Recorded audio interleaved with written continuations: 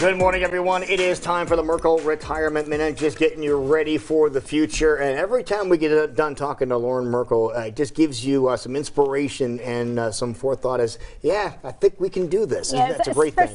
Somehow you were able to make this very interesting for all of us and get us energized over just what it is that you share. So. Yeah, retirement planning today is just so much different. There's so many different moving parts, and that's why it's so important to talk through each one of these components on a consistent basis, just to make sure that you're in the know with the changing features of the retirement planning world, and to make sure you're on track for retirement planning. Right. So there's a lot to know, and it can be very overwhelming. It sure can.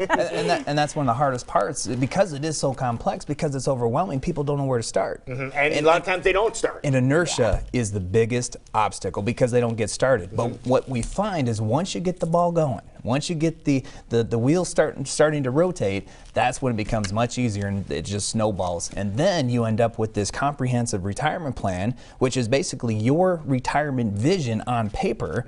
And it becomes much easier for you then to accomplish your retirement goals. Because you can say, we can get there from here. That's right. Yeah, you can see it. That's the whole idea. Yeah. Now, this morning we're going to talk about options for a long-term care, and there are so many different options out there. There's a lot of different options out there. The key is whichever option you choose is right for you, make sure you have it embedded within your retirement plan. It is said that for those 65 and older, they will need $280,000 over the course of their retirement just for health care. Now, that includes the Medicare premiums as well as long-term care costs as well. It's a big number. So it needs to be accounted for within the plan, and there are multiple ways that you can account for long-term care. Now, is this something that you would take that type of that lump sum, and would you set that aside from your other stuff, or you just incorporate that into your overall wealth? That's very much one of the strategies that people choose to use. So part of the retirement planning strategies, or one strategy, is to use a bucketing strategy. You say you take this amount of money, and this is what's going to provide your basic living expenses. Okay, so this is going to cover the property taxes, the insurances. This is going to cover the basic living expenses.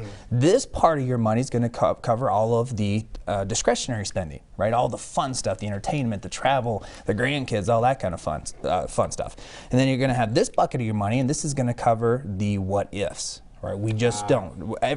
Life happens. It's always happened, and life will continue to happen in retirement. So we need to have some money set aside for that.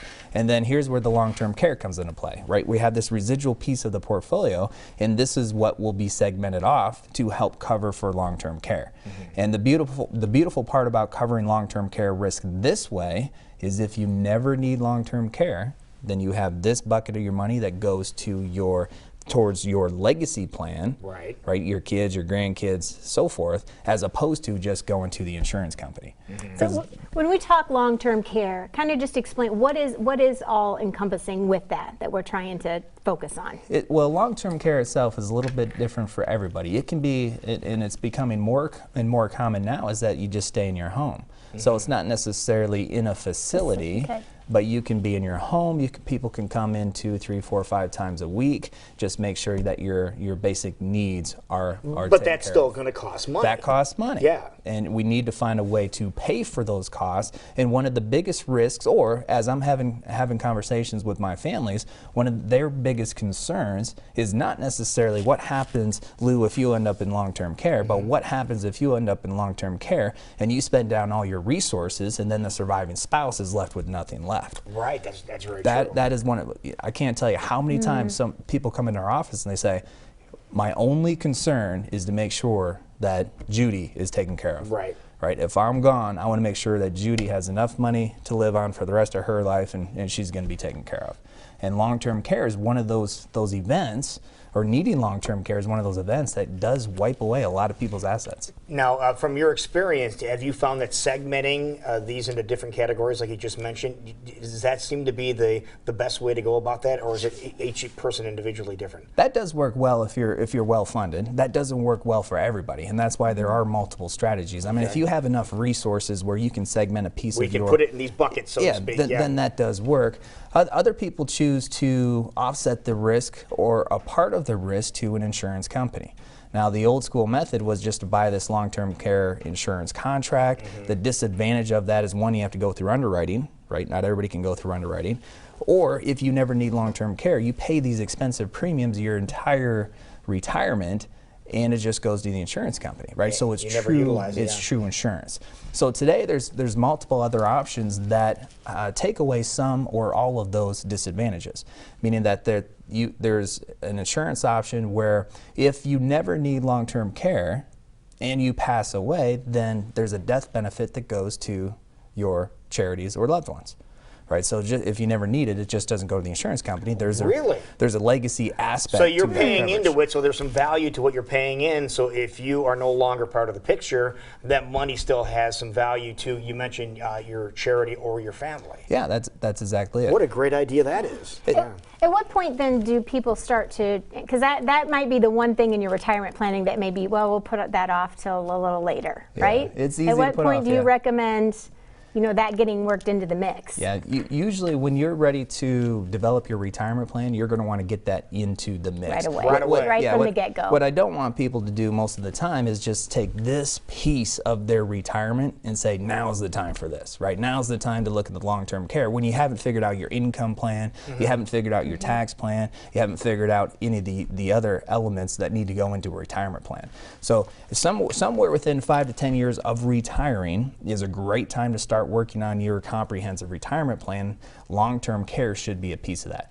But if you're sitting here watching, you say, well, I'm already retired, right, and I haven't had long-term care taken care of yet. Well, it's not too late. Oh, that was my next question. Are we out of luck, or we can still do something? No, we worked with 2 months ago, a couple 79 and 77 years old. Well, fairly young. Right. They felt so. Yeah. Right, and they still hadn't taken care of the long-term care piece. They've been retired for 15 years. Right. So what did you do? Well, we helped them out with the long-term care plan. And so we did develop a plan and we weaved that plan into all the other elements they have already had taken care of. So even if you're been retired for 10, 15, maybe even 20 years, it may not be too late for you. Oh my God, what a great idea. That's encouraging, right? Yeah, it's most of these types of planning concerns. As long as you're still with us, we can still figure out some avenue going forward that might be better than what you've done for the last 10, 15 years. But I think the key thing you mentioned earlier is inertia.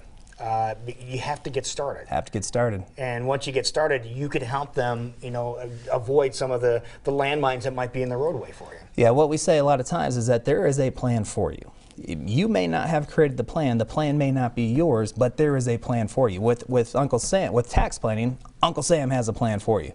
With legacy planning, Uncle Sam has a plan for you. There's a plan in place, it just may not be your plan. We would much rather see your plan developed and then executed, because that will most likely provide you with the best retirement possible for you. And the thing I like about Merkle is so many different plans that are out there, more than anybody that I can even think of right now, and you will more than likely be able to know which is perfect for somebody. Well, and the reason why is because this is all we do. This is your business. This is all we do. We don't, if you're 30 and 40 years old, you need a plan. It's just we're not the best fit for you because we specialize on the retirement plan only. So we're not trying to be everything to everybody. We just want to be the best at retirement planning to help transition those pre-retirees and to retirement, and then the retirees getting them so through if retirement's crossing your mind, this is a great time to get a hold of you. Yeah, it's a great time. You can find more information on merkleretirementplanning.com. We teach a lot of classes. Talking about trying to take the inertia out of it, or that obstacle, the easiest part is just to go to a free class. Go to a free class, you can learn about more information,